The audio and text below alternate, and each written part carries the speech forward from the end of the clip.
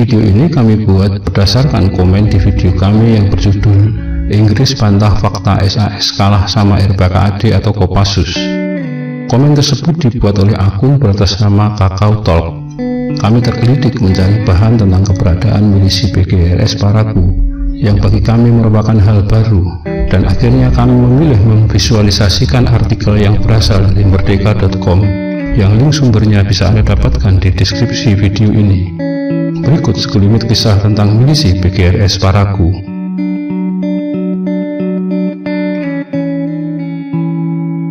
Ada 10 serdadu Malaysia masuk Republik Indonesia, 100 sukarelawan masuk Kalimantan Utara.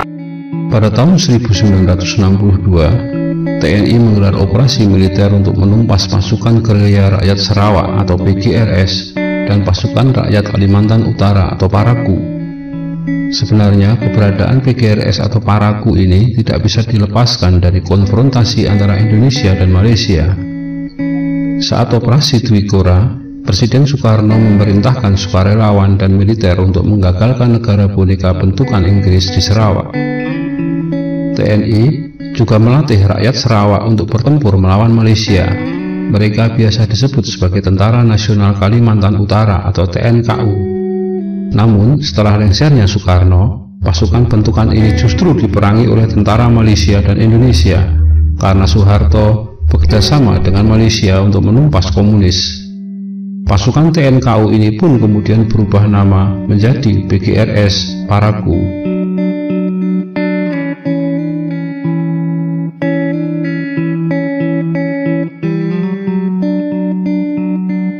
Banyak kisah menarik dari operasi militer Kalimantan Utara ini. Slamet yang sekarang sudah berusia 71 tahun yang merupakan salah satu personel TNI dalam operasi militer di Kalimantan Utara masih mengingat jelas pengalamannya saat ditugaskan. Saat itu pangkatnya prajurit 1 atau Patu di Kesatuan Artileri Pertahanan Udara atau Arhanud. Masih segar dalam benaknya, dia harus diturunkan di hutan belantara Kalimantan tanpa mengenal medan dan harus melawan pasukan gerilya yang telah dilatih sendiri oleh TNI. Saat berjaga malam di Kapuas, para prajurit ini harus waspada oleh serangan pasukan PGRS Paragu. Pasukan gerilya ini dilengkapi senjata api, panah, dan juga sumpit racun khas Dayak. Sumpit ini konon apabila ditiup bisa langsung menembus jantung dan tepat di dada. Efek dari sumpit racun khas Kalimantan ini bisa membuat keracunan dan susah bernafas, dan secara perlahan-lahan mematikan korban yang terkena. Untungnya pasukan TNI juga didukung oleh masyarakat Kalimantan yang siap mengobati apabila pasukan terkena serangan sumpit pasukan PGRS Paragu. Saat itu obat-obatan TNI tak mempan, justru ramuan khas Kalimantan yang bisa menyelamatkan para prajurit. Tak cuma sumpit yang menakutkan, para pemanah sumpit juga bisa membunuh musuhnya dengan senyap dan mematikan. Pasukan TNI tidak bisa tidur di darat. Untuk menghindari patroli musuh, mereka tidur di pepohonan.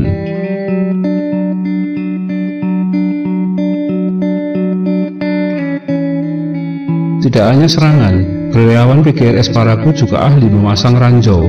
Mereka biasa menggunakan ranjau jepit untuk binatang buas. Selain itu, mereka juga memasang jebakan lumpur hisap yang ditutupi oleh dedaunan. Pasukan yang menginjak jebakan itu bakal langsung tersedot ke dalam lumpur tersebut. Namun yang paling ironis dari operasi ini adalah pasukan TNI harus menumpas para gerilyawan yang dulu sebenarnya mereka ciptakan dan mereka latih sendiri. Karena kebijakan politik, mereka harus berdiri berhadapan-hadapan di medan perang. Demikian sekelumit kisah tentang operasi pemberantasan PGRS Paragu. Dan bila Anda berkenan, silahkan klik like, komen, subscribe, dan share untuk teman-teman Anda.